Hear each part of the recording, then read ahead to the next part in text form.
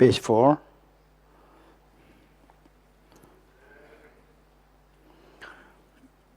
I go for refuge and am enlightened to the Buddha, the Dhamma, the Sangha.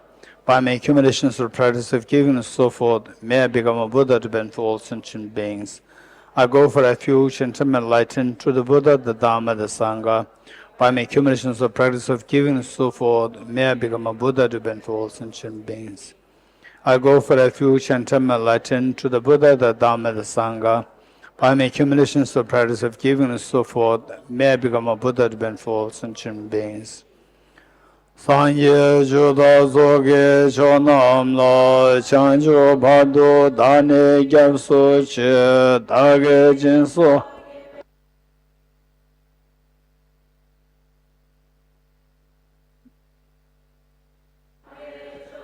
Zoge chonam la chanjo bhado dane gyapso che dage jinso kebe sonam.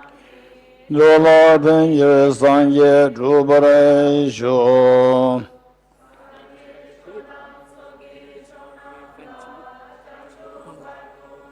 Gomman. Dage jinso kebe di chacho. Chacho. Ah.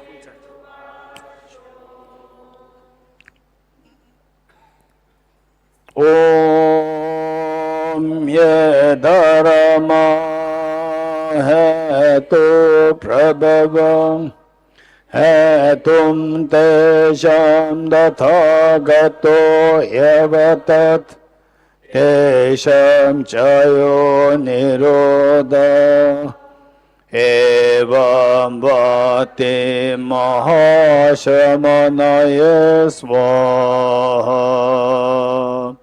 Om ye dharma hetu prabhavam hetum tesham dathagato yavatat tesham chayo nirodha evam bhati mahashamanaye svaha.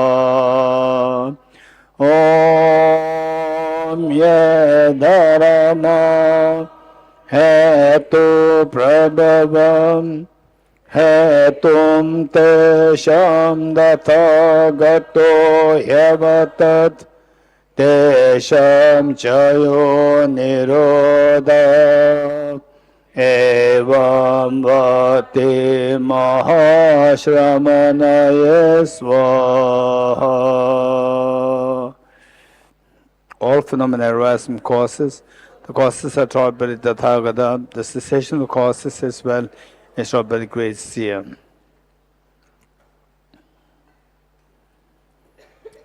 Okay, let us turn to page 200.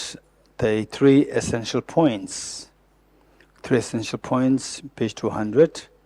And for some of you, it may be three essential points. 200. Okay, those with the new edition, page number 205. 205.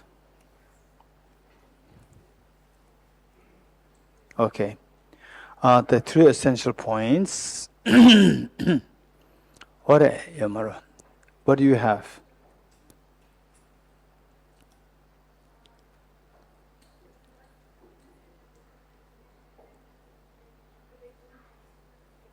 What else?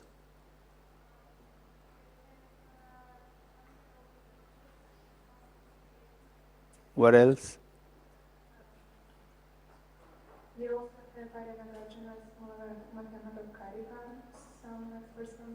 What else?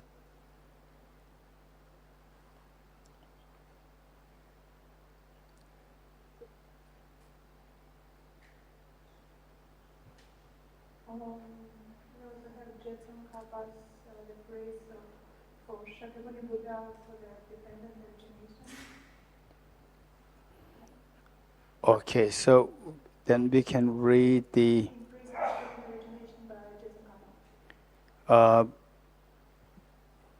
we also have the Nova Mahayana Sutra Dependent Arising. Okay, yes. Noble Mind Sutra, Dependent Arising. English page number. What I have is 61. Yes, 61. The old edition, 61. New edition, 61. Okay. Noble Mind Sutra, Dependent Arising. This is a very important sutra, which the Buddha taught in the heaven, and Avalokiteshvara stood up with prostration to Buddha and then asked the Buddha to informing the Buddha that the god and goddesses, they came in huge number to receive teachings from the Buddha as to how to accumulate so much of merit within a short span of time. And then the Buddha taught the Dharma mantra, which we just recited, page 61. Page 61. Okay, so this mantra is so precious, and I suggest people that when you travel by aeroplane, by train, by cars, or when you go in the wilderness for some walks, or you go to see the water bodies, they recite this mantra for all these creatures, trillions of creatures which exist there, recite this mantra for them. And because why we suffer is because of the lack of belief, lack of confidence in the teaching of cause and effect, teaching of the karmic cause and effect. So this, and the mantra will tell, is actually a message for us to gain confidence in the efficacy of the law of cause and effect. And when that comes to our mind, we can become very practical person. For example, like His Holiness the Dalai, extremely practical. When somebody becomes sick and inform this to His Holiness, His Holiness not to do, His Holiness not say, do this puja. No, He'll say, go to hospital. Very practical. So this is, if we learn this mantra, the meanings, and imbibe the meaning within your being, one tends to become extremely practical person. So this is, and then you will see how the Buddha instructed how to build a stupa, a small, even a tiny stupa for those people who can afford. You can build huge, elegant stupas, but who don't have the material resources. You can still build stupas, but the real stupa is what is contained within the stupa. This mantra, Buddha instructed that this mantra be put in the stupa, and eventually this stupa should not be external stupa, it should be internal stupa. That the mantra should be reflected inside your mind. The meanings must be reflected within the mind, and then apply this. That becomes the real stupa. Okay, this is what the Buddha advised. We'll decide this together. The Noble Mind Sutra, Dependent Arising. Homage to all Buddhas and Bodhisattvas. Thus did I hear at one time, the Blessed One was in the realm of the 33 gods, seated on the throne of Indra. With him were great hearers such as the Venerable Ashvajit, Bodhisattva Mahasatva such as Noble Maitreya, Noble Avalokiteshvara, and Vajrapani, who were adorned with immeasurable precious qualities, as well as various gods such as the great Brahma, who is the Lord of the Saha world, Narayana, the great Ishvar, Sakhara, who is the chief of the gods, and Panchasikas, who is the king of the Gandharvas. On that occasion, the Bodhisattva Mahasatva Avalokiteshvara rose from his seat, and having draped his upper robe over one shoulder, knelt down with his right knee on the peak of Mount Meru, his palms together. He then bowed towards the Blessed One and addressed these words to him. Blessed One, these gods all really wish to build a stupa. Now that they are present in this entourage, please teach them the Dharma in such a way so that the merits of Brahma will increase, and the merit of the monks, nuns, laymen, and labormen will increase much more than that of all types of beings in the world of gods, Maharas and Brahmins, including Renunciants and Brahmins. At this, the Blessed One spoke the verse of dependent arising. Ye dharma hetu prabhava hetum tesham tathagato hyavatad tesham chayo nirodham evam vadi ma shramanaye swaha. All phenomena arise from causes. The causes are taught by the Tathagata, the cessation causes as well as taught by the great seer. Avalokiteshvara, it is like this, that this dependent arising is the Dharmakaya of all the Buddhas. One who sees dependent arising sees the Tathagata, Avalokiteshvara. If a faithful son or a daughter of noble family builds in a remote place a stupa the size of a gooseberry fruit, with a central pillar the size of a needle and a parasol the size of a flower of the bagula tree, and inserts this verse of dependent arising, which is the Dharma Dhatu, he or she will generate the merit of Brahma. When such person pass on from here and die, they will be reborn in the world of Brahma. When they pass on from there and die, they will be reborn with fortunes equaling those of the gods of the pure abodes. After the Blessed One had spoken these words, the hearers, the Bodhisattvas, the whole assembly, and the universe of gods, humans, asuras, and Gandharvas rejoiced and praised his teaching.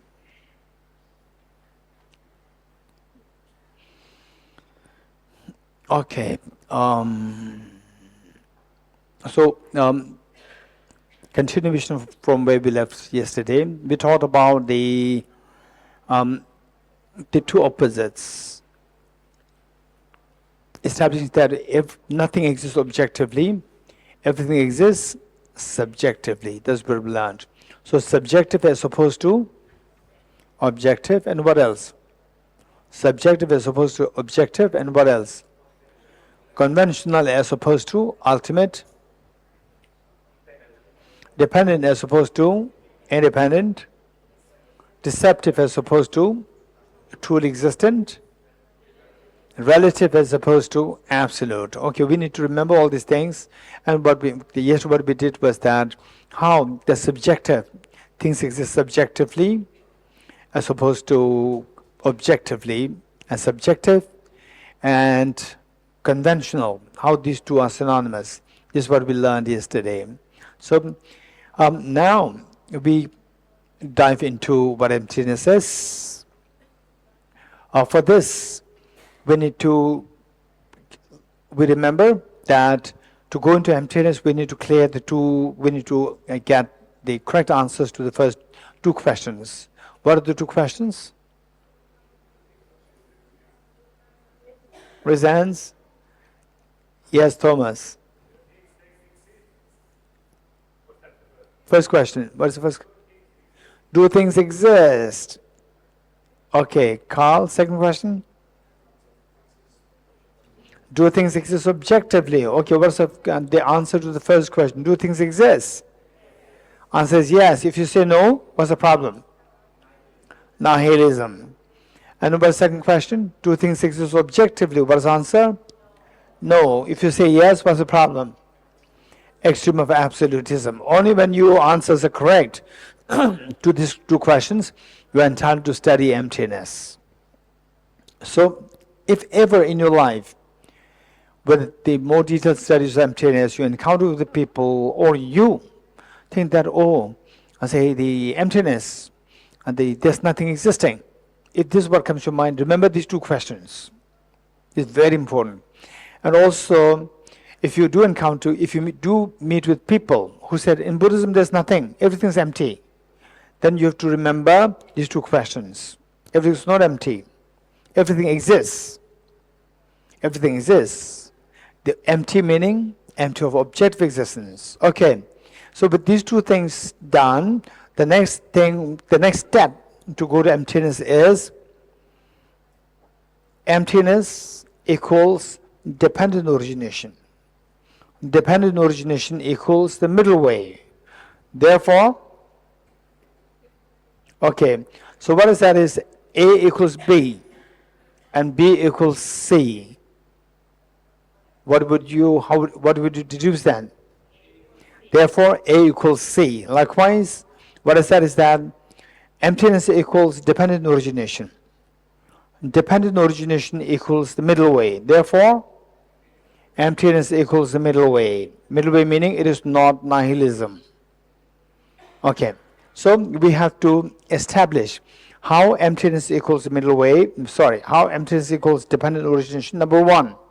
Number two, how dependent origination means the middle way, and then you deduce, therefore emptiness means the middle way. The first, what is the first one? How emptiness equals dependent origination. For this we need to know 5 points. How emptiness equals dependent origination. For this we need to have 5 points. 1. First, emptiness. Emptiness. Momo, you got? Emptiness equals dependent origination. Dependent origin equals middle way. Therefore,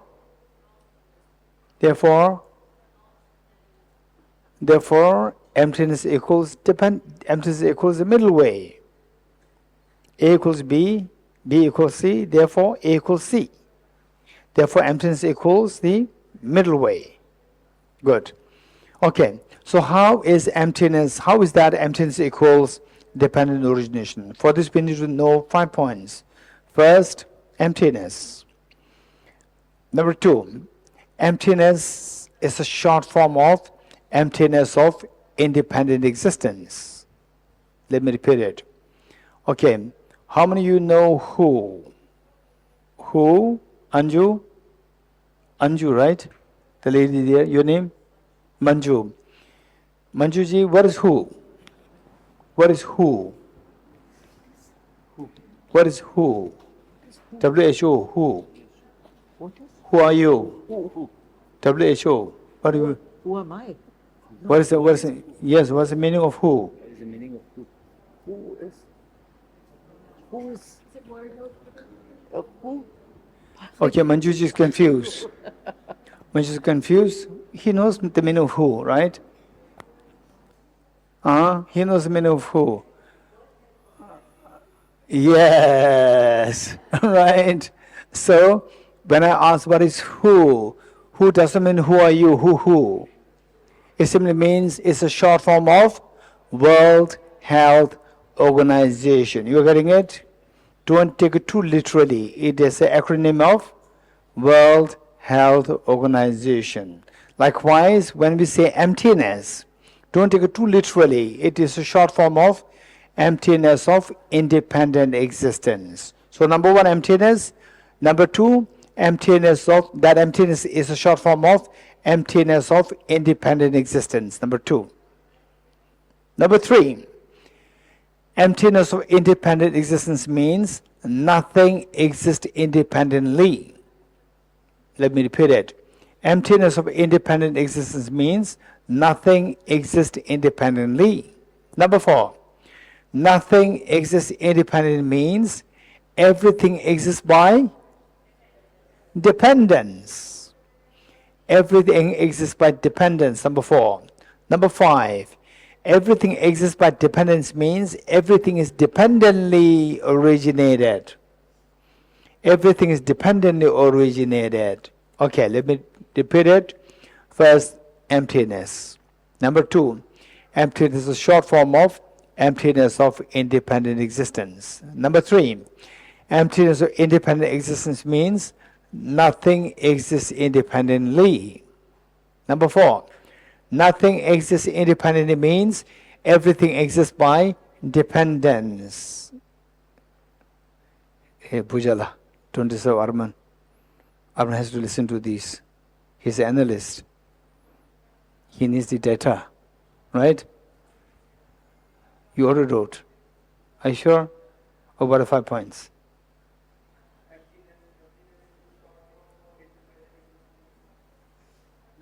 Exists independently, everything exists by dependence, and everything is dependently originated. Wonderful, amazing. Okay, he's a real data analyst.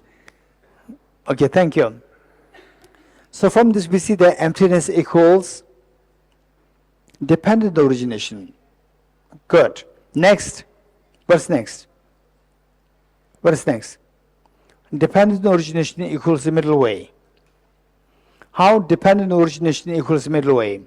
Dependent origination has 2 sides, dependence and origination. When we say dependence, when we say dependence, what is the opposite of dependence? Independence. When you say dependence, you reject independence. And independence and absolutism, these two mean the same. It's independent, it's absolute. So when you say dependent, you are rejecting the extreme of absolutism. Number two, origination. When you say origination, it means something comes into origination. Something comes into existence. And what is the opposite of existence? What is the opposite of existence? Non-existence or nihilism. So when you say the origination, it rejects the extreme of nihilism. Bringing the two together, dependent, origination together, rejects the two extremes. Rejecting the two extremes is following the middle way. So therefore, dependent origination means the middle way. So, emptiness equals dependent origination. Dependent origination equals the middle way. Therefore, emptiness equals the middle way. Very good. This is very important. If ever in your life you meet with people who say that in Buddhism, the Buddha taught nothing exists, everything is empty and selfless, you have to understand that this person is falling into nihilism. It's not the good understanding.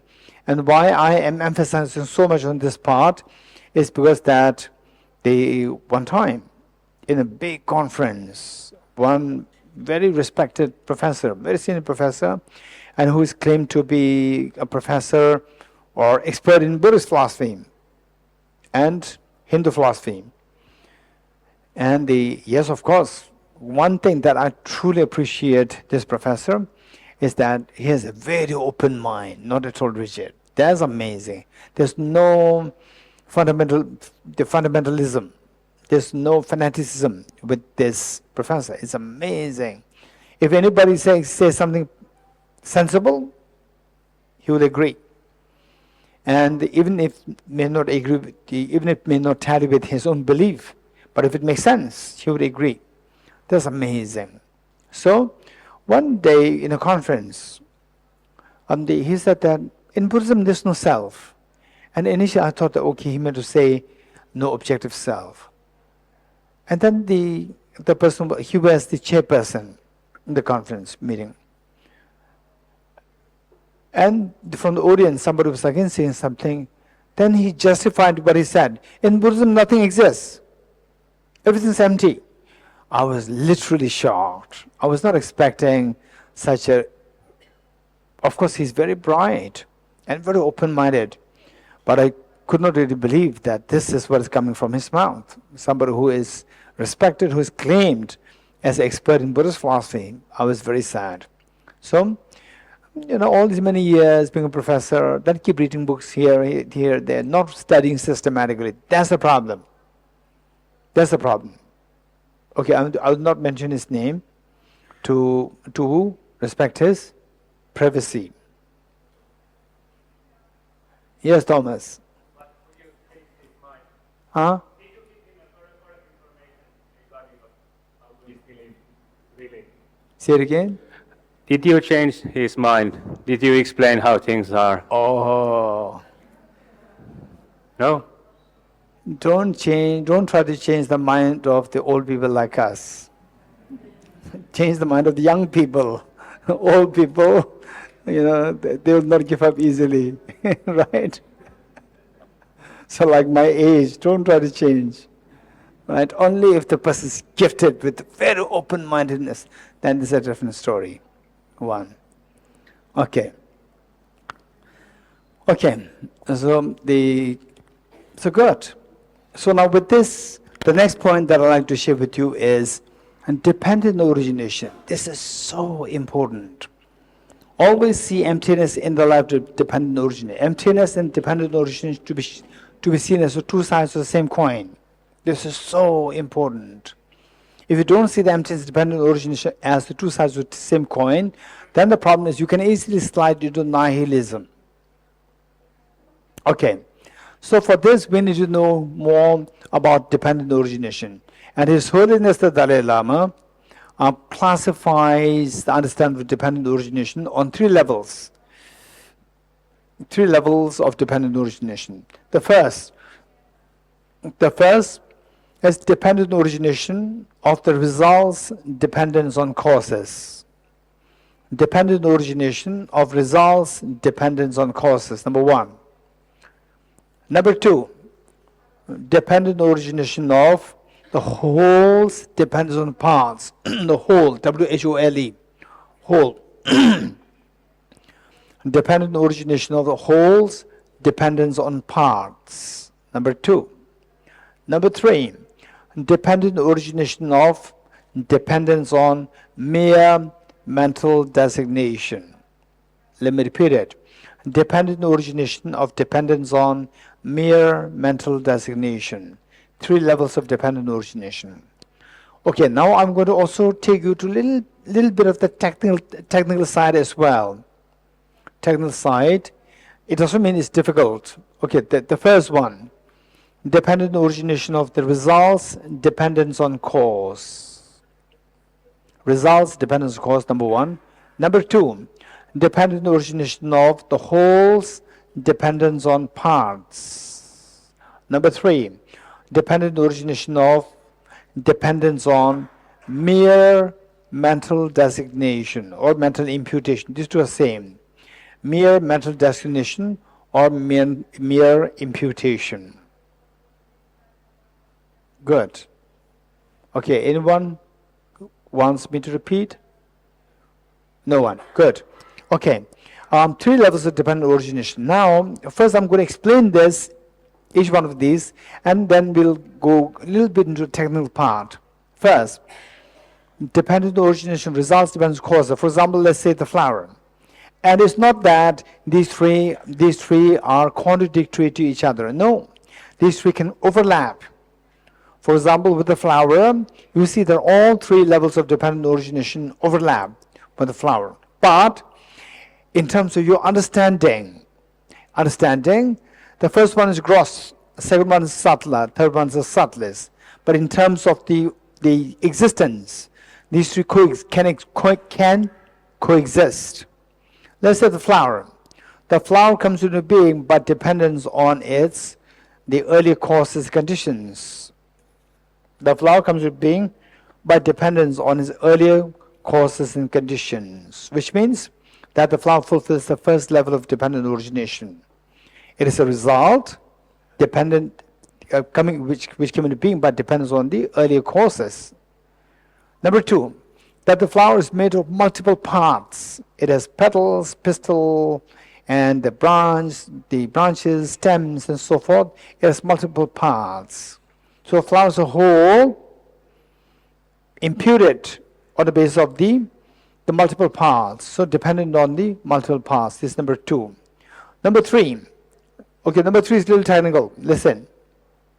How many understood the first one? Dependent origin of flowers dependent on its earlier causes. Very good. Number two, the flower exists but depends on its parts. How many agree? Good. Number three is a little technical. Let's say that, do you agree with me that this flower is nothing but made of cells? Say this is a real flower. There's nothing but made of billions of cells. You agree? And the cells are made of cell membrane, cytoplasm, and the nucleus. You agree? And the nucleus is made of chromosomes. Chromosomes are made of DNA molecules, and DNA molecules are made of atoms. How many agree with me? Raise hands. On that level, we see that this flower is nothing but a pool of atoms. You agree? It's just a pool of atoms. Now, if you go on that level, there's no flower. How many agree with me? Raise hands. If you go on that level, there's no flower. It's just pool of atoms. Atoms moving like this. That's it. But when you don't go too deep inside the object, keep a distance. Look at it, you see a flower. Okay, now tell me, where is that flower that you are seeing? Is it on the atoms, or is it in your mind, or where is it? Okay, how many of you say it's in the mind? You don't have to say this. You have to say it. Don't just mimic somebody. Raise hands who said that flower is in the mind. If the flower is in mind, why people not looking into eyes? Why people looking at this object? If the flower is in your mind, then people should look in your mind, right? So where's the flower? If I go to point to your mind, people say you're crazy. Flower is there, not there. You're getting it? Flower is in the mind or is there? Huh? If you say it is in the mind, it contradicts with the conventional world. So where is the flower? Huh? Hey, where's the flower? Hey, what happened? Now you forgot where the flower is. Valerie. Tenzi Yangzom. In your eyes. Я думаю, что цветок на 50% находится на уровне объекта и на 50% на уровне субъекта.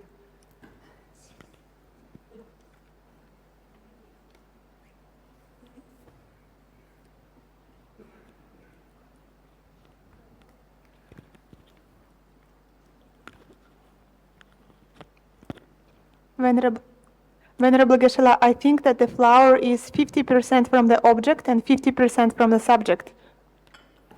Okay, here the flower is not complete, it's half. So Valerie is half. I'm seeing Valerie is just half, not complete Valerie. Right? Your breakfast, you only have half, but not full breakfast. You bought an aeroplane ticket, just half a ticket for the babies. Okay, so where's the flower? Over there.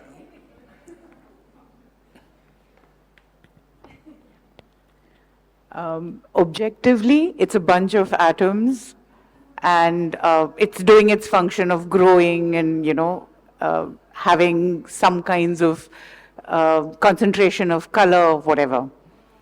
So it exists, but when we were infants, we were taught to discriminate between red and green and shape, and somebody taught us that this was a flower. Shaheen, my question, where is the flower? Okay. Objectively, something exists, This but not the my- label this not my flower question. is in my mind. Flower exists or not exists? Yes. Where is it? Objectively, right now in your hand. On the object or in your mind? The object exists in reality, the label exists in the mind. Okay, so the label exists in mind. Yes. Object exists there. Yeah. The flower as the object exists there. There. It's just full of atoms. There's no flower there. Something Okay. exists. What is that something? What is that something? It's a bunch of atoms. Not the flower. Well, a bunch of atoms that behaves in a certain way, No. which they- I call flower. So a bunch of flowers. Bunch of flowers, not the flower. Bunch of The, atoms, not the flower. the atoms exist and I call it flower Okay. in my mind. Okay, so otherwise there's no flower. Yes. There's no flower. The label flower is not there. That's not my question. There's no flower. No, there Bunch is. of atoms there. No flower. No, there is a flower there. There's a flower. Where? Atoms of flower. The atoms are what I call flower. Atoms, are they flower or not? For me. Are they flower or not? For me. They are a flower for me. For the world. Like for a bird, it would be something else. For a Not for bee, it would be all the something human else. beings. Okay. Yeah, that's a tough one. So, how many of you, this is quite a challenging question. You cannot answer too satisfactorily. Raise hands. It's quite challenging. Where's the flower? It's a bunch of atoms. Atoms, and on the atomic level, this flower looks nice, beautiful. But none of the atom is beautiful. So this concept of beautiful flower disappears on the level of the atoms. Yet, undeniably, we are seeing a beautiful flower. Where is that beautiful flower? This is the question. Okay, Jimela.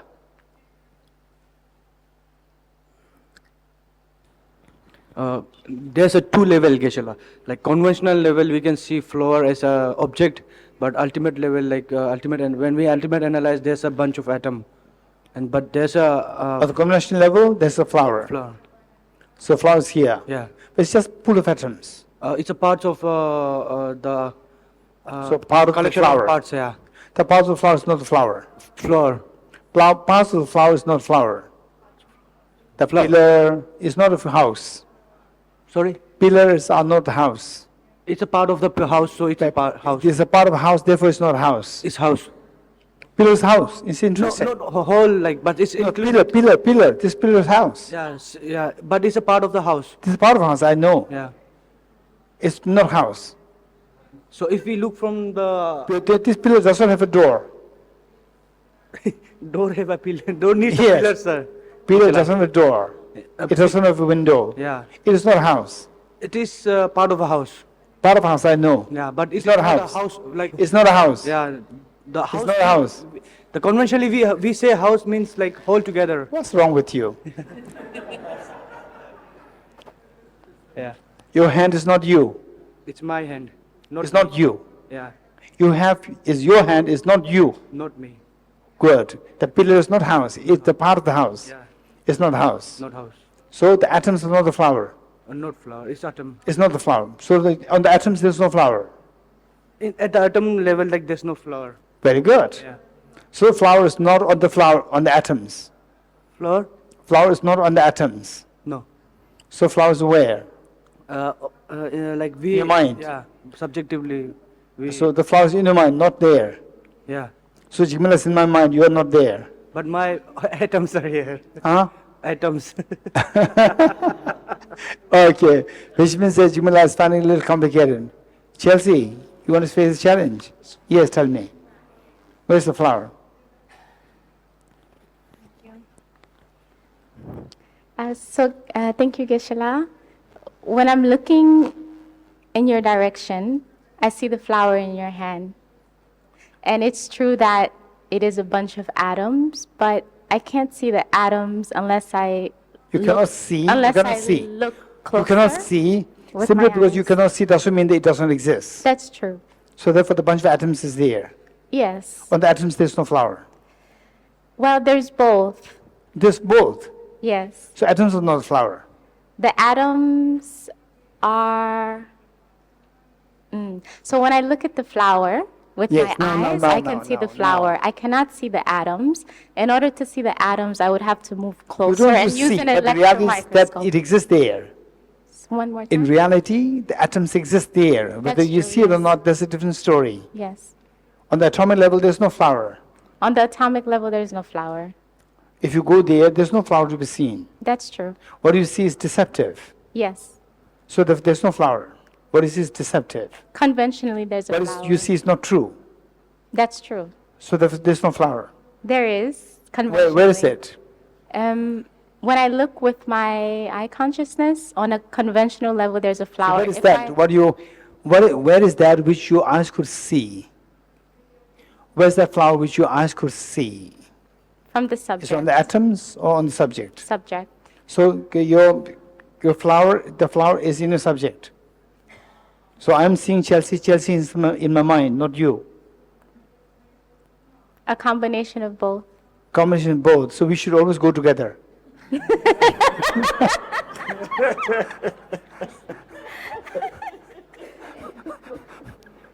For Chelsea, he says we should always go together, right? I think in order to see the atoms, I would have to look closer and closer at the Good, flower. good, Chelsea. Okay, I know this is why you are always taking cupboard with you. Now I know the reason. Okay, good. Okay, this is very complicated. I don't know how to give this answer. So with this in mind, what I'm saying is that, say the flower fulfills the first level of dependent origination, that it is a result dependence on its causes, number one. Number two, the flower exists by dependence on its parts, number two. Number three, that the flower is nothing but pool of atoms. And actually on the atomic level, there's no flower. Only when you keep distance. Only when you keep distance to look at it, you see a flower. But you cannot deny that the flower is there. But on the atomic level, it's not there. So the flower makes sense only to your subject mind, which is distance from the flower, which perceives the flower from distance. So the flower makes sense only by dependence on the mental designation, on the mind which sees the flower. You're getting it? Let me repeat it. So just imagine it's just pool of atoms.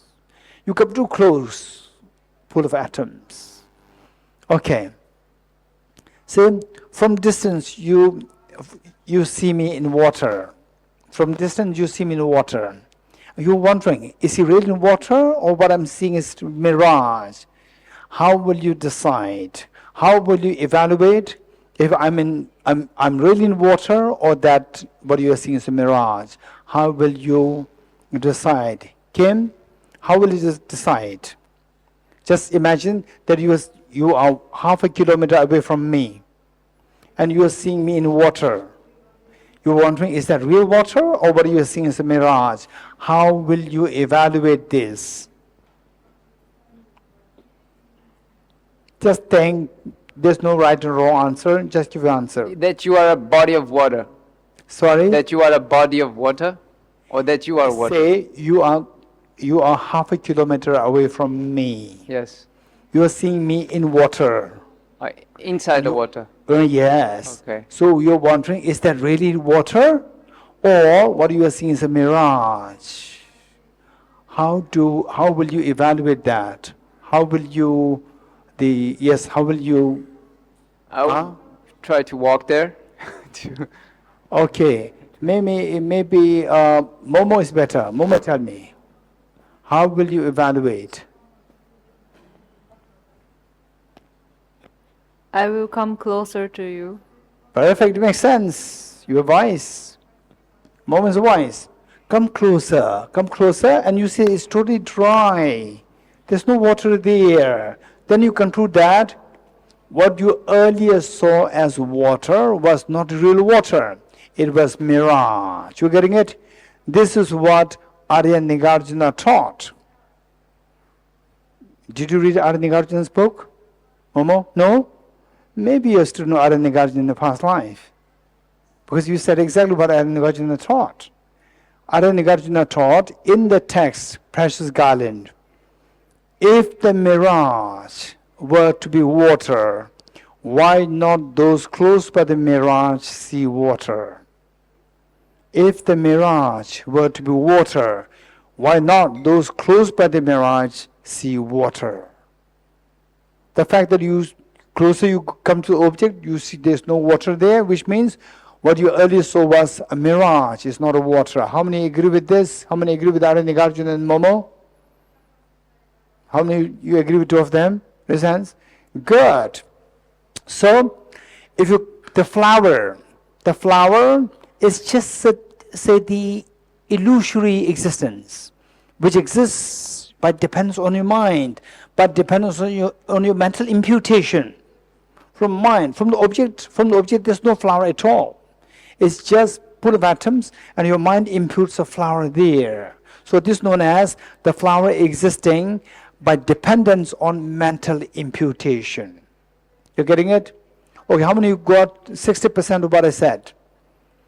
That the flower exists by mental imputation, not from the atoms. 60%, minimum 60%. Good. So 3 levels of dependent origination. Now I have to touch this part. Little bit of technical side. Technical. That is that of the 3 levels of dependent origination, only Madhyamaga school, we remember the 4 schools. What are they? Vaibhashika, Sautrantika, Chittamatra, Madhyamaga, 4 schools. Of the 4 schools, only the first school accepts all 3 of them as dependent origination. Whereas the other schools, Chittamatra, Sautrantika, Vaibhashika, they're only, well, for them, dependent origination means only the first level, not the second and third. They don't talk about, say, the flower dependent on the paths. This is not what calls dependent origination. For them, dependent origination means only a result dependent on the causes, not the second and third. This according to lower schools, Chittamatra, Sautrantika, and Vaibhashika. Whereas for Madhyamaka, on this basis, now tell me, according to the lower schools, Chittamatra, Sautrantika, Vaibhashika, tell me, dependent origination applies to which object? Impermanent or permanent objects? Or both? Huh? What do you say? Impermanent. According to lower schools, I'm not talking about Madhyamaka, lower schools say dependent origin is applicable to impermanent or impermanent, or both. Huh? I'm talking about the low schools. So look, you trust my face. Because you trust my face, your confidence was shaken. You're getting it? What you said is correct. You're getting what you said is correct. So I'm checking your confidence. So it's true. According to low schools, dependent origination applies only to impermanent phenomena. It does not apply to the permanent phenomena. Whereas according to Madhyamaka, dependent origination and phenomena or existence, they are synonymous. In other words, anything that exists, be it permanent or impermanent, should necessarily be dependently originated. You're getting it? So, according to Madhyamaka, dependent origination is applicable to all phenomena, permanent and impermanent both. This is a small, say, technical part that we need to remember. Okay, good. Now, when you understand dependent origin pretty well, yes, Igor. Hello. Yes, Geshe, just one question. You mentioned that these three levels of dependent origination can overlap. But Can overlap, yes. Overlap meaning one object can fulfill all three. Yes, but shouldn't they always overlap as per Madhyamaka? Shouldn't they always overlap? Not necessary. Not necessary. Because with the permanent phenomena, the first dependent origination is missing. Okay, thank you. Good. Yes, Gabor.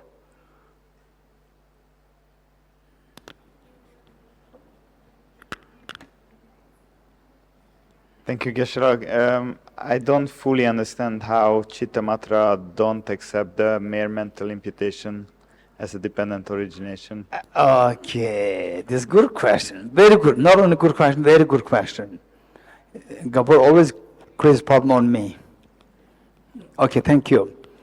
This is a good question. Very good question. Why? How come that Chittamatra cannot accept dependent origination over the permanent phenomena? This is a good question. Okay. Say the sutra, Salisdamba Sutra, or Rice Seedling Sutra, Sutra on dependent origination. The Buddha taught, whosoever sees dependent origination will see the Dharma, and whosoever sees the Dharma will see the Buddha. Let's not forget it. This is very important. Armin, what did I say? Full stop. Whosoever sees dependent origination will see the Dharma. Whosoever sees the Dharma will see the Buddha. Repeat it, say it again. Whoever sees dependent origination sees the Dharma. Whoever sees the Dharma sees the Buddha. Wonderful, amazing. Thank you. This is one part. Second part, the Buddha taught, because this exists, that exists. Because this is produced, that is produced. Number two. Number three, because of ignorance, karma is created. Because of karma, consciousness is produced. Because of consciousness, name and form is produced. Because name and form, sources are produced. Because of which, the contact is produced. Because of which, feelings produced. Because of which, attachment is produced. Because of which, grasping is produced. Because of which, existence is produced. Because of which, birth is produced. Because of which, aging and death is produced. And then the Buddha continued, when the ignorance ceases, karma ceases, because of which consciousness ceases, because of which name and form ceases, and so forth, till because of which aging and death ceases. Aging and death stops. Okay, this is what the Buddha taught. So here we see that whosoever sees dependent origination will see the dharma. So here, this dependent origination, and then when explaining in the dependent origination there, primarily the Buddha explained the first level of dependent origination. First level of dependent origination.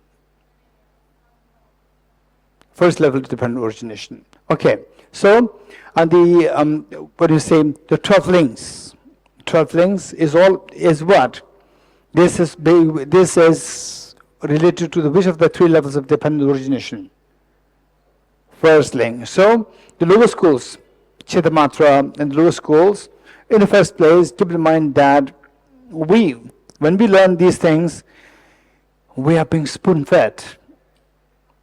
We're being spoon-fed with prasangika and all these things. We're being spoon-fed by the Narada masters. Whereas, if you were to really give your own thoughts,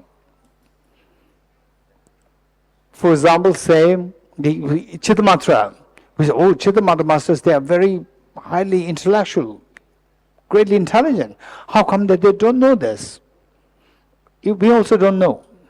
We don't know. But we learn that mathematics they accept like this. So we learned it, so therefore we mimic. So but originally Chittamatra, for them to understand this, dependent origin is applicable to all phenomena. This is something very difficult for them. Because for them, they have some degree of objective existence. And they cannot accept things as coming to being by the power of the mind. But as nature of the mind, not by the power of the mind. You're getting it? So therefore, say, only when you're able to reject all degree of objective existence, particularly I would say the Prasanga Madhyamaka, then you can accept everything is composite, non-composite, they're very similar in ways that they're all coming from your mind. Dependent on your mind. This is the meaning of dependent origination. Besides this, there's no. For Chittamatra, mind and something different. The mind and what is the nature of the mind. These two are very different. So, this is one thing. And then okay, let me give you one example. That there are brilliant scholars from Sri Lanka who follow which tradition? Theravada tradition. They are brilliant scholars. Of course, intelligent people are born anywhere, not necessarily born in the Nalanda system. They are born in the non-Nalanda systems also. But for the first time, when I met him, he's a brilliant scholar, original scholar, but following the Theravada tradition from Sri Lanka, a great practitioner. During conference, he was the keynote speaker from the Pali tradition about explaining the nirvana, concept of moksha, or the concept of nirvana. And I was to present it from the Mahayana perspective. And in his presentation, he came up with some questions. He said that these are questions which is a little vague. Answer you find a little vague. Buddha taught no self. Buddha taught no self. But if the self is not there, how can I explain the 12 links of dependent origination? Perhaps somebody is to die. Then somebody is to, say, take birth, 11 birth. 11 birth and then 12 death. And again birth. So what takes birth if the self is not there? So then he just brought the question and then he was trying to give the answer. Answer he was trying to give was that, he said that this is a big question. On the one hand, no self. On the other hand, rebirth. How to explain this? So he said that maybe we can explain this by bringing in the mind, consciousness of the mind, traveling from one to the other. Buddha made it very clear, no self. So it must be the mind. Then I realized, okay, for me it's very easy. It's very easy. This question is not a question for me. Why? Not because of my greatness. Because all these are in great detail studied in the Narendra tradition. Vaibhashika, how they respond to this question? South Atlantic, how they respond to this question? Chitta Matra, Svatana Matimaka, Prasanga Matimaka, how they debate amongst themselves. All these questions, answers, they were just fleshed out like a shopping mall, huge shopping mall, all answers are there. And for him, all these trove of treasures missing. And he was trying to come up with his own answers. So what I'm saying is that for us, Madhyamika or the dependent origin applies to all phenomena. Chittamatra does not. So this all we are ready made. In reality, when you really go to that, Buddha at one time, because law of karma is so important, law of karma. Law of karma falls under which dependent origination? First, second, third. The first. So many people say they general thinking, blind faith. Blind faith means law of karma is gone. You getting it? Blind faith means, for example, oh, I'm sick, do this puja, right? Oh, I'm sick. Oh, there must be some object in your house to throw this, right? His Holiness will never say that. His Holiness will go to hospital. You're getting it? So what I'm saying is that where cause and effect, when the cause and effect is not understood, then many problems happen. So the Buddha taught emphasis so much on the law of karma, cause and effect. Because of which, then the philosophers, they revolve the philosophy around this cause and effect, which is dependent origination of the results depends on causes. Okay, good. So with this, now the next point is that we need to think of this more. The whole universe is operating on a basis of first level of dependent origination. Let me repeat it. Whole universe is operating on the basis of the first level of dependent origination. Cause and effect, cause and effect, cause and effect. So, ye dharma hetu prabhava. And Four Noble Truths. Truth of suffering, then next. Hey, what happened? Truth of suffering and truth of cause of suffering. So there's a tremendous emphasis on the cause and effect, cause and effect. Okay. And the whole universe operates on this cause and effect. And if you don't understand this, we can easily fall prey to blind faith. I'm going to give you one example. One time, I must be in my 20s, mid-20s, in my monastery. From IBD, I moved to South India, Damdul Monastery. And there, I was awestruck with the natural phenomena, which in my mind, I think that this is possible only two ways. Either God, there should be God who decides, or cause and effect, law of karma.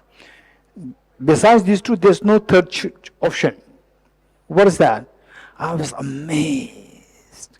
What happened? How it all triggered was that we started to have a water scarcity problem. Water, because the water table is dropping, and many of the water pumps, they're drying up. And if the water is gone, finish, we cannot survive. Very dangerous. And that was that thought very naturally came to me, that, okay, so we have water problem. If the water table, groundwater table drops, then we'll not get water. But what about how other people survive? Then I was thinking about the Russians, right? How the Russians, or the Tibet, or the Himalayan, around the Himalayan belt, people got the water from where? Directly from the snow. They got the water directly from the snow. And then, so that get water easily. Then towards the plain, water has to get down there. Without the water, we cannot survive. So we have to get the water. A plain, then the snow will take the form of the river. Then river flows. And then if the river flows too for long road, then the river will dry up. So part of the water goes down underground. Underground go and it does not evaporate. On the surface it can evaporate. So, but on the surface also required, people are there on the surface. And then some people are down. There the waters go down the earth. Wow, who's doing this? And then after using the water will all go down to ocean. And from the ocean, not finish. Because this water has to be recycled. Then this ocean, the waters again go back to Mount Everest. So who is taking it there? Again the ocean evaporates. And evaporates, the water becomes what? Like vapors, condensation. Then there is a cloud, and then cloud pushed to the highest point. Pushed to the highest point. Then it becomes cooler, it becomes solidified. Snow. With the snow, then the water is thrown down. If the water is thrown down as water, it will again go away, finish. So it has to be kept there. It's a freezer. Kept in form of solid. It made snow. And snow kept it there, it lasts longer. Wow, who is doing this? A beautiful cycle, amazing. Who is doing this? This was the thought that came to me. And most likely in the past, some people must have thought it that way. And they must have thought that there must be some Asian who is doing this. It is God. Or another alternative is, no, it's not God. The people who are involved there, it is their karma. When these people are gone, with the karma, these people are gone, the next generation comes. Without that karma, the rivers dry up. Glaciers, they melt. Global warming happens. Excessive flood or drought. So the whole world extinct. Wow, that's amazing. So later on, when we study this Rajasiddham Sutra, so 3 levels of dependent origination, cause and effect, whole world operates on this cause and effect. That's amazing. So the point is that the Buddha taught no blind faith. No blind faith. Things operate only by dependent origination. That is and how to explain it too well is when you understand Prasangika's philosophy. That there's nothing objective there, is purely subjective. Your mind imputes, this is how things operate. Okay, so dependent origin applicable only to applicable to all phenomena across the board of existence. Having said this, now we have to plunge to emptiness. What is emptiness? Okay, we have to, emptiness, there's no way by which somebody comes and bless you, touch your heads and you realize emptiness. Impossible. So for that we have to study, contemplate and meditate. What to study? So there are so many reasons given by the Buddha, further explained by Nagarjuna, Acharya Chandrakya and so forth. I'm going to share with us one reason which is applicable to, which can be extendable to any other reasons used by the great masters. This is known as the reasoning of the 4 essentials to establish emptiness. The reasoning of the 4 essentials to establish emptiness. The reasoning of the 4 essentials to establish emptiness. Okay, ready? Okay, what are the 4 essentials? Number 1, essential of identifying the object of negation. Number 1, essential of identifying the object of negation. Number 2, essential of understanding. Okay, today I will alter a little bit because there are 2 ways of presenting the sequence. There are 2 ways of presenting the sequence. I like to bring it the other way. Usually I don't do that. The the essential for understanding the pervasion. Essential for understanding the pervasion, that anything which is empty of being one with and different. Let me repeat it. Essential for understanding pervasion. P-E-R-V-A-S-I-O-N. Essential for understanding the pervasion that anything which is empty, anything which is empty of being one with and different from its parts entails the emptiness of objective existence for the object. Let me repeat it. Essential for understanding the pervasion that anything which is empty, of being one with and different from its parts entails the emptiness of objective existence of the object. Let me repeat it. Essential for understanding the pervasion that anything which is empty of being one with and different. Okay, what did I say? Essential for understanding the pervasion that anything which is intrinsically one. Add this word intrinsically. Anything which is empty of being intrinsically one with and intrinsically different from its parts entails the emptiness of objective existence of the object. Okay, number 3. Essential for understanding the emptiness of the objects being intrinsically one with its parts. Essential for understanding the emptiness of what is that? Essential for understanding the emptiness of the objects being intrinsically one with its parts. Armor, did you write? You didn't write. Okay.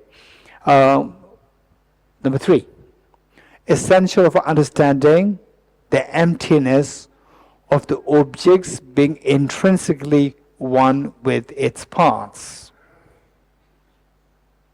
Okay. Number 4. Number 2, they are very similar. Number 4. Essential understanding the emptiness of the object. What is that? Emptiness of objects being intrinsically different from its parts. Okay. Number 1. Essential understanding the object negation. Essential for understanding the. What is that? Essential for understanding the. What do you say? The first one. Essential for identifying the object negation. Number 1. Number 2, essential for understanding the pervasion that anything which is intrinsically one with and intrinsically different from its parts entails the emptiness of objective existence of the object. Number 3, essential for understanding the emptiness of the objects being intrinsically one with its parts. And then finally, the essential of understanding the emptiness of the objects being intrinsically different from its parts. Just change the word one with different. That's it. Okay. Now, you ready? Ready? Okay.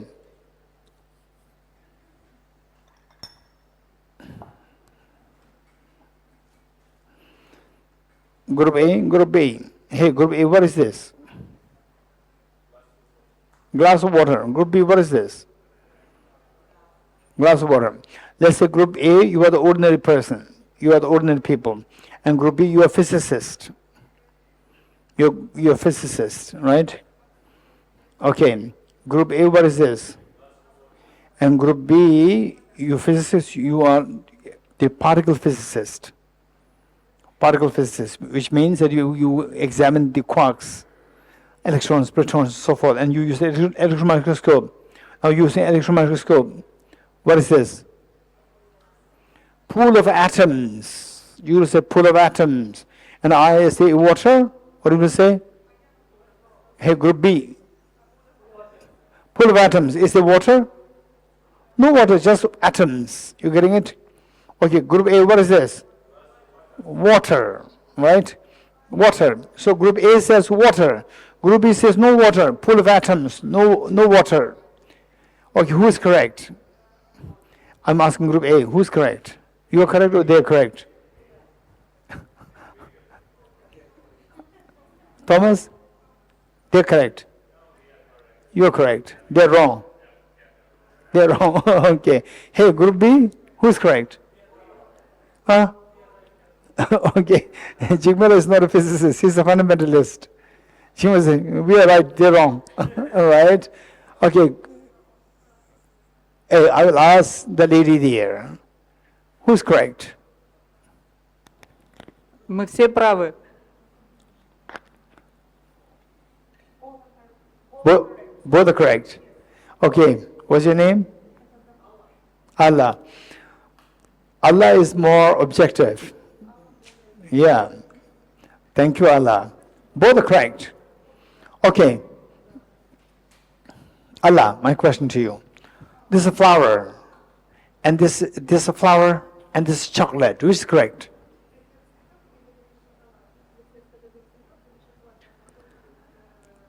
Я воспринимаю этот объект как цветок. Может быть, вы как шоколадку, я не знаю.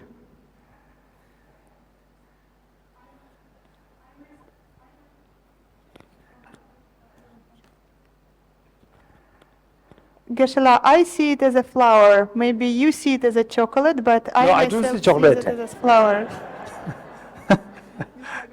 So which is correct? Which is correct? Somebody says this is flower, and somebody says this is chocolate. Who is correct?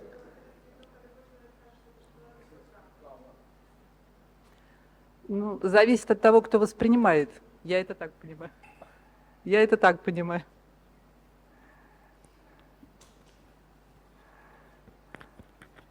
It depends on the person who sees this object.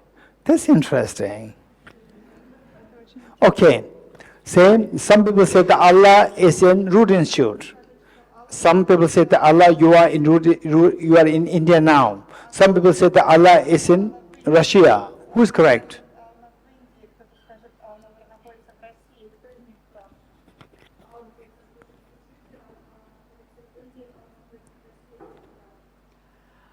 Ну, на относительном уровне, видимо, будут правы те, кто скажет, что Алла находится в Рут-институте и в Индии.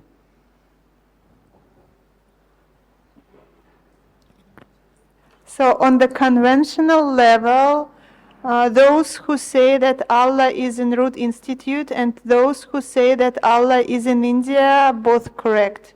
No, I didn't say. I said Allah is in India, and some say Allah is in Russia now. Who's correct? This is my question.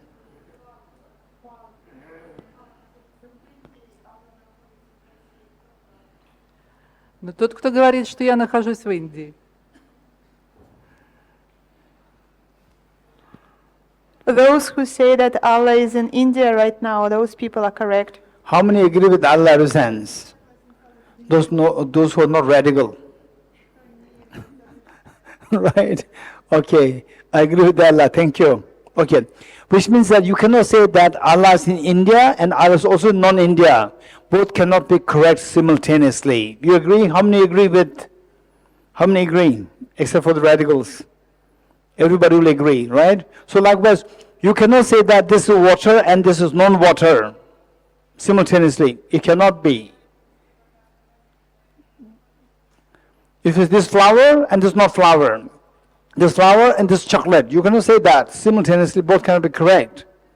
Likewise, this water and this not water, both cannot be correct simultaneously. Okay, my question to you. Which of the two perceptions is correct? You said there's water. You said there's no water. It's just full of atoms, no water. Who is correct? Non-radical philosophers. Who's correct? Yes. Arman.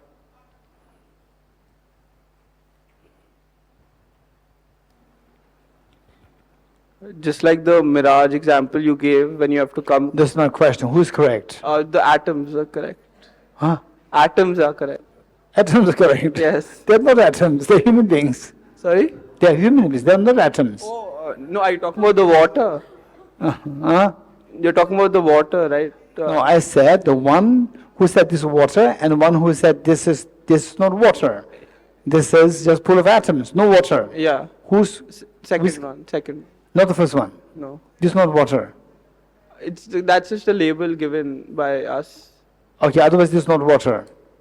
No, if you Is it water or not? if you closely observe it, then no. It's not close to observe whether it's water or not. No. No, you are not Arman. My name is Arman. but Your name is Arman. You are not Arman. Yeah, I am not. You did not have breakfast. My body did, but I. Okay, the girl over there. The girl over there. Мне кажется, что в данной ситуации права и одна и вторая группа, потому что результат зависит от того, как рефлексирует сознание каждого человека. То есть, если для первой группы в стакане действительно просто вода, то для второй группы, которая привыкла осмыслять все в определенной научной парадигме, для них это все является, безусловно, собранием атомов. И то же самое с информацией, например, о том, где находится Алла. Если люди не знают, что она уехала в Индию, для них она может быть в России. С цветком та же самая ситуация. Если у нас человек всегда видел цветы, сделанные из шоколада, то если мы покажем ему обычный цветок, который состоит из непосредственно живых клеток, для него он все равно будет из шоколада, пока он не убедится в этом.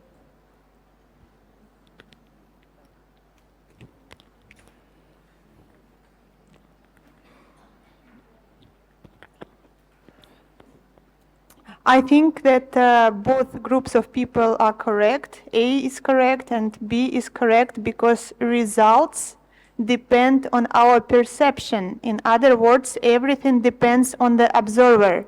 For example, for the group A, for this group, who are used to see the glass of water is water, the answer that it is a water in your hand is correct.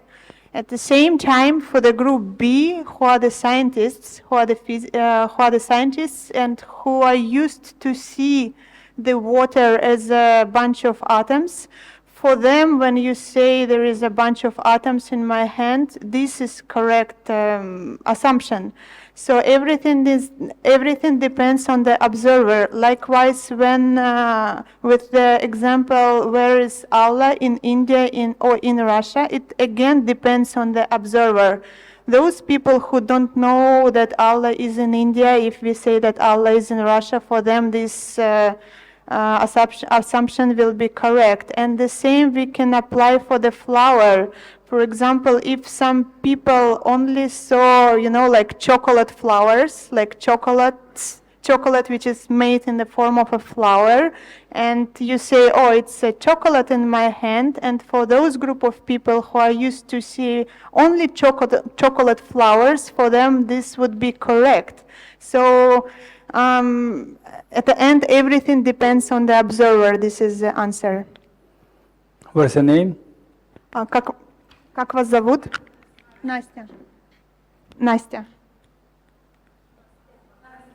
Nastya. Okay. The brilliant is amazing answer. Thank you. Very good answer. It needs a little bit of fine polishing. Fine polishing is required here and there. Overall speaking, is a brilliant answer. So about Allah being in India, in Russia, that is saying, some say Allah is in India now. That is valid. Nobody can contradict with this. But those people who think that Allah is still in Russia, they think that Allah is in Russia now, we can invalidate them. So this is incorrect. But Group A says this is water. It depends on their perception. Group B says this is no water, it's full of atoms. This is their perception. And both perceptions are correct. Both perceptions are correct. Whereas with the Allah in India, Allah in Russia, both cannot be correct simultaneously. But with the water, what the Nastya. What Nastya said is correct with the water. What is seen by group A as water, group C as B as full of atoms, no water. It depends on your perception. That's correct. Okay. Now, which of the two perception is more distance from the water? Which of the two perceptions is closer to the water? Which of the two, A or B? Okay, Devika. A is further away from the water. A further away from the water and B is closer. Closer. So, if A, within A, let's say that was girl over there, your name? Next to Thomas, yes, you. Nastya. Okay. Let's say Nast and the what is that? Your name? Arjana. Huh? Arjana. Oh, the Nastya and Arjana, they are the same distance from this, and they are looking, both of them looking at through their naked eyes. If one says that this is water, one says there's no water, both cannot be correct. Only one can be correct at the most.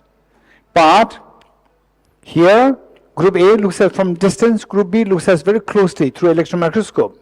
So perception is different, as Nastya said. The perception is different.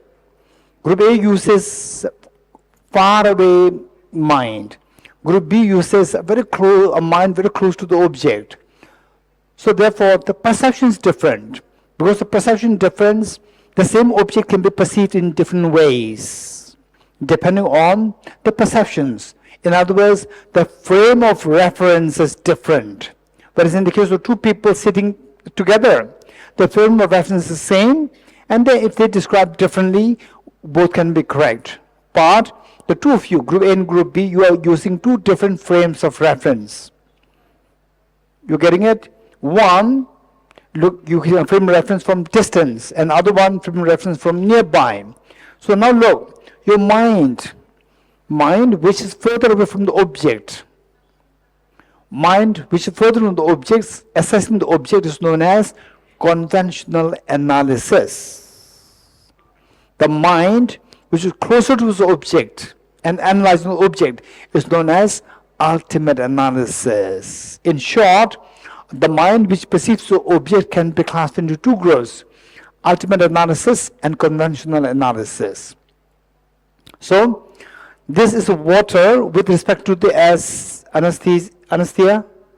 Nastya. As Nastya said, this object seen by the conventional analysis of water, that's correct. This object seen by ultimate analysis as no water is also correct. Because the two minds are very different minds. We are using two different minds. One is conventional analysis and one is the ultimate analysis. You're getting it? Okay. So with this, in other words, what we're saying is that object, look at this. Look at this now, without electron microscope. Hey, scientist. Right? So Nastya said that you are scientist. Hey, the scientists don't electron microscope. Use naked eyes. What is this? Water. And how does this water appear to you? As objectively or as subjectively? Ilango? Objectively. Okay, the Ranagarji? How do you see the word objectively, subjectively? Objectively. How many agree with two of them? Raise hands.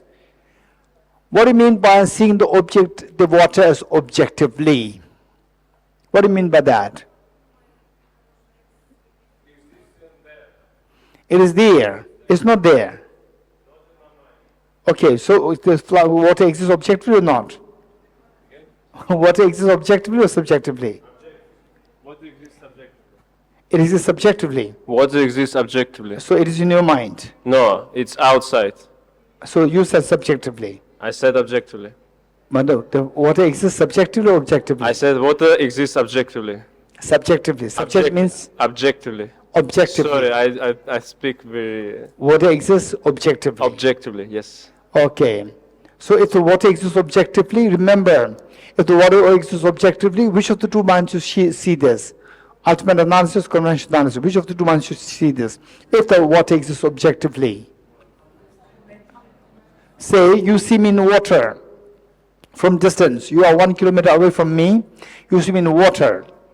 And if I'm really in water, who should be seeing that? The one who's close by or one from distance? Momo. If you see me in water, who will decide? The one who is nearby me or further away from me? Who will decide that I'm in water or not? Near. The person nearby. So the mind nearby is known as ultimate analysis. So if the object does exist objectively, it should be seen by the ultimate analysis. It cannot be seen by the conventional analysis. So we all said that it appears as objectively real. How do we evaluate if it exists objectively real? How do we evaluate whether or not it exists objectively real? By using ultimate analysis. You getting it? Okay. Now, ultimate analysis, which of the two minds it resembles closer to its ultimate analysis? Naked eyes or the electron microscope? Electron microscope. So electron microscope should see the objective water. Using electron microscope, do you see the water? You don't see the water, which means that the water does not exist objectively. You getting it? Okay. This is so important. This is very important. If the water does exist objectively, it should be seen by the ultimate analysis. If the water exists conventionally, it should be seen by the conventional analysis. Okay, we have 3 more minutes. We have to know this very precisely. So, object. So here we see that group A sees this water, group B sees this as no water, full of atoms, no water. You getting it? So group A uses which mind? Hey, group A, what happened? Chelsea, what happened? Which mind did you use? Huh? Conventional analysis. So therefore you see, so look, the object, now look, object seen by a valid conventional analysis is known as conventional truth. Let me repeat, now defining the two truths. Object seen by the valid conventional analysis is known as conventional truth. Now, group B, what are you seeing? Atoms, no water. Okay, so object, my question is to group B is, what are you seeing, water or no water? I'm not asking the atoms, I'm asking water or no water, group B. No water. So object as seen by the valid ultimate analysis is known as ultimate truth. You're getting it? Let me repeat it. I'm defining two truths. Object as seen by the valid ultimate analysis is known as ultimate truth. Object as seen by the valid conventional analysis is known as the conventional truth. You're getting it? So from this, we see that group A sees that this is water. Group B sees that this is no water. Water or no water is decided by which mind? Whether there's water or no water is decided by which mind? Conventional analysis. You're getting it? Not by ultimate analysis. Water or no water decided by conventional analysis. Objective water or no objective water is decided by ultimate analysis. Don't forget it. This very important point is just 10:30 sharp. I want to make sure that we know this before we leave for a break. Okay, first, what is the definition of conventional analysis? No, conventional truth. Okay, Thomas. It's how the things appear. Okay, anyone else? I already said something. Anyone who remembers? What do you understand by conventional truth? Raise hands, raise hands. I said something, Gabor.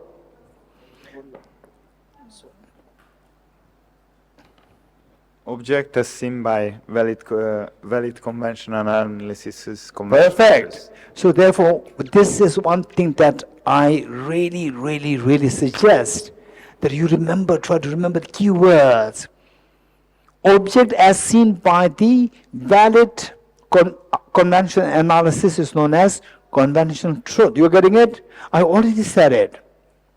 Don't alter that and try to understand the meaning. Later on, if you use these words precisely, nobody can debate against you. Nobody can see loopholes in you. You're getting it? Hey, group B, how do you understand ultimate truth? Raise your hands. Raise your hands. Raise your hands. Okay. The lady over there, your name, Kari, what? What's your name? Yes. Ragama.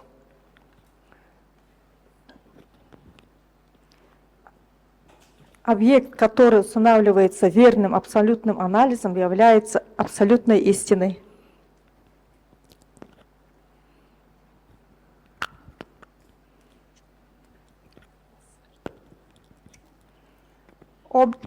Object seen by the valid ultimate analysis is ultimate truth. Very good.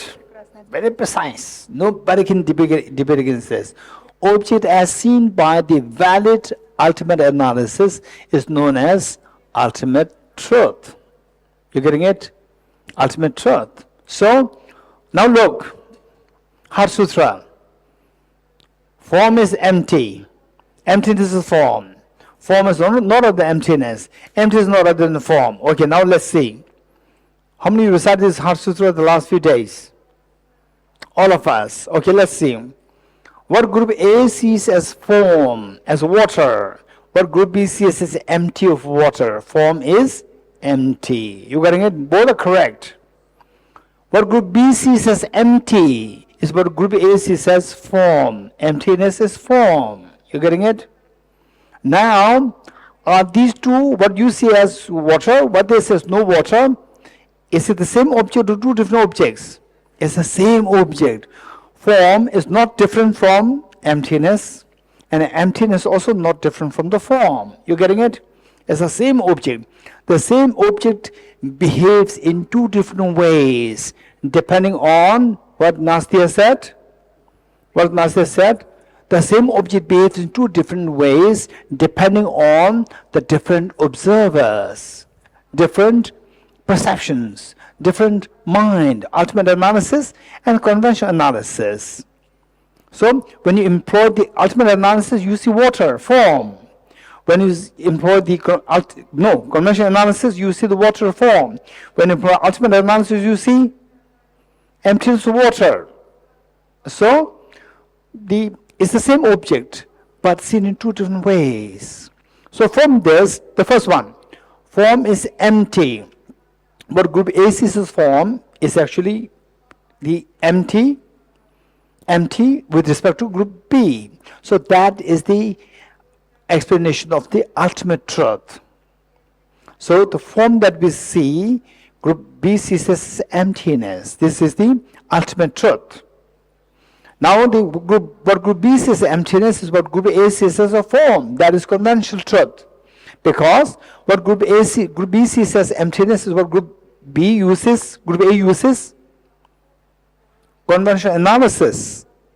And you see the conventional truth. And emptiness not other than form. Form is also not an emptiness. The two truths are not two distinct entities. These are the two truths, the two natures of the same object. Two sides of the same coin. Emptiness and ultimate truth and conventional truth, these two are the two sides of the same coin. You're getting it? Okay.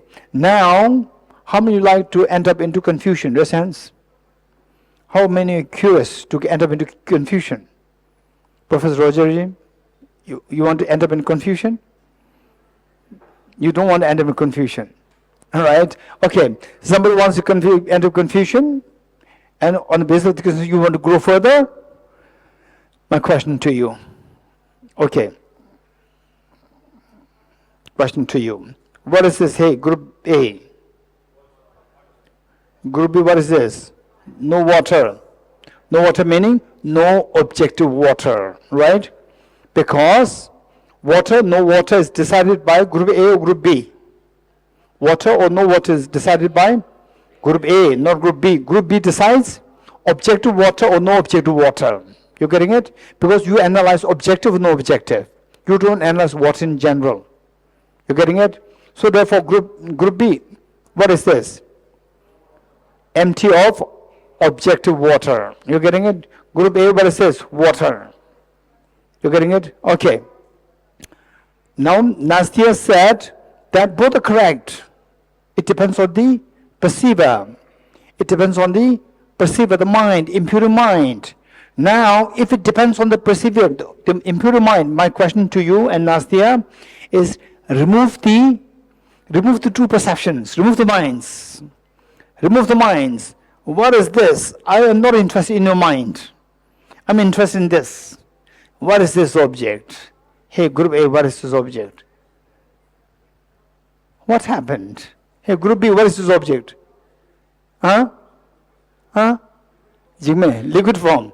Liquid form is not, you are not going to decide liquid form. Liquid form, they will decide. Liquid is a confidential truth. You getting it? Okay, what is this? Over there. The lady over there.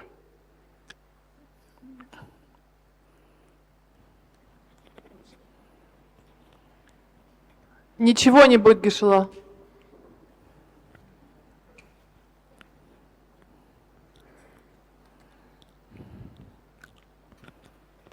Geshe-la, if we remove both perception, nothing would be left. So nothing is left. Nothing. Nothing is existent. So nothing is decided by which mind? Which of two minds? Okay, what is in my hand? Nothing is there. That nothing is decided by which of the two minds? Conventional mind, you're getting it? So I said, remove the conventional mind. Remove the conventional, even nothing cannot be said because that is decided by the conventional mind. And it's the Nastya, you tell me, what is left? But the two minds, you said that depends on the minds. You remove remove the two minds, remove the perceptions. What is there? What is this? Мне кажется, что в данном случае действительно не остается ничего, это пустота. На самом деле, мне кажется, что это похоже на то, как можно воспринимать личность. То есть для кого-то личность действительно существует, а для других людей, и, по крайней мере, что я читала касательно представлений буддизма, например, у Васубандху, личность — это набор дхарм. То, что понимается под личностью, это набор дхарм, который объединен в единый поток самтана. И непосредственно самой личности, ее как таковой вроде бы и нету, но при этом все равно можно же что-то воспринимать. И таким образом, мне кажется, что действительно под этим и понимается пустота, которая, с одной стороны, не является нигилизмом, а с другой стороны, не подразумевает то, что что-то действительно объективно существует.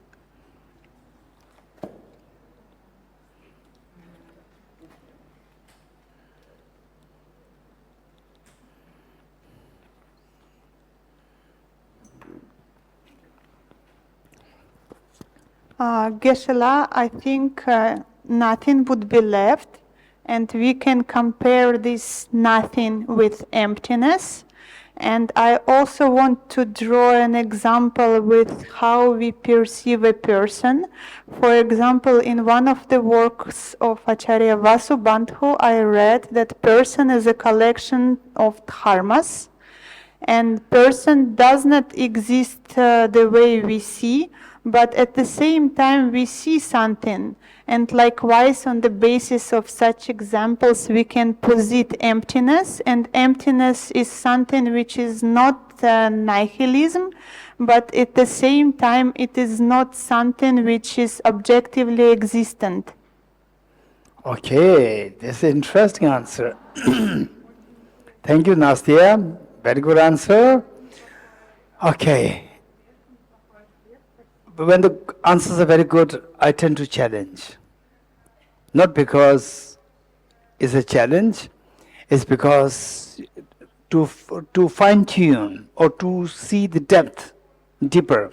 My question is, the Buddha taught, what you said is that what's left? The Nastya said that nothing is left. That nothing is the emptiness. Emptiness is left. If emptiness is left, then the Buddha taught emptiness of emptiness. And even the emptiness is also not left.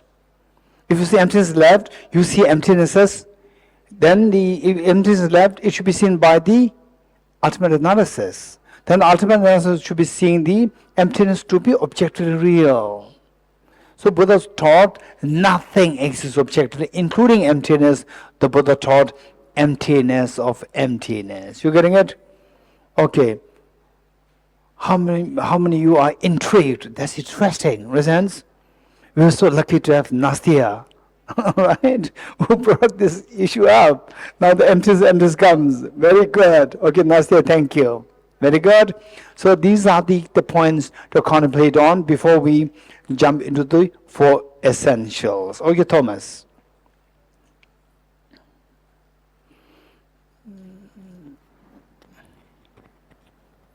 Isn't emptiness of emptiness just that there needs to be something to be empty so that there is a sunyata emptiness? According to which? Ultimate analysis, conventional analysis. Ultimate analysis? Okay, ultimate analysis, even emptiness is empty, Yeah, emptiness, sunyata, emptiness, sunyata. emptiness. Well, there needs to be something to be empty so that there can be emptiness. Say it again. There needs to be something to be empty of its own Okay, so- self-characteristics that there can be. There should be something with respect to ultimate analysis, conventional analysis. If we go closer to object, ultimate analysis. Ultimate analysis, if there's something there, it should be objectively real. Whether group A says something is there, that should be objectively real. Because group A does not exist. Existence, group A meaning group B.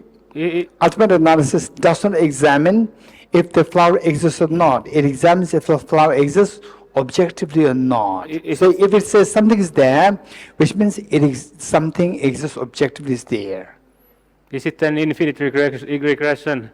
Is it then Infinite regression. Yeah. Okay, this is not an infinite regression. Because then it goes. It's not emptiness infinite of regression. emptiness of emptiness of Simply emptiness. because, for example, say space here. You keep going. You keep tracking the space. What is behind that space? Behind that, it'll go ad infinitum. Simply because it is limitless doesn't mean it is infinite regress. Infinite regress has a negative connotation. It may, in a way, it is saying there's an internal contradiction. This is the implication of the infinite regress. Okay, here. Okay, last question for this session. Geshe-la, I was responding rather. I was saying, just responding to your question, that if we remove both conventional analysis and ultimate analysis, what is left? So I would say loosely, any mind necessarily has to fall either into conventional analysis or ultimate analysis. And if somehow we do manage to remove both, then we cannot say what is left. Then we cannot say what is there on the object. If we manage to remove both conventional analysis and ultimate analysis, Okay, so there's nothing there. we cannot say. It's very dangerous. There's nothing there. No, I'm not saying nothing there, we cannot say. If we remove conventional analysis and ultimate analysis, both, Geshe-la, then we cannot say. We cannot say, I'm not saying nothing is there, I'm saying we cannot say. We cannot say, even the Buddha doesn't say anything. I'm saying first that it's not possible to remove both conventional analysis. It does, of course. I'm asking what is there. Because there's something there. But without either of those, we cannot say. Are you sure? Okay, I said last is last.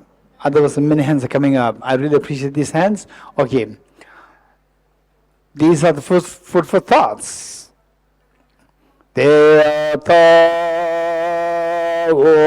Gate Gate Paragate Parasamgate bodhisvatyata Om gate gate paragate Parasamgate bodhisvatyata Om gate gate paragate Parasamgate bodhisvatyata Om gate gate paragate Parasamgate bodhisvatyata. Three persons together.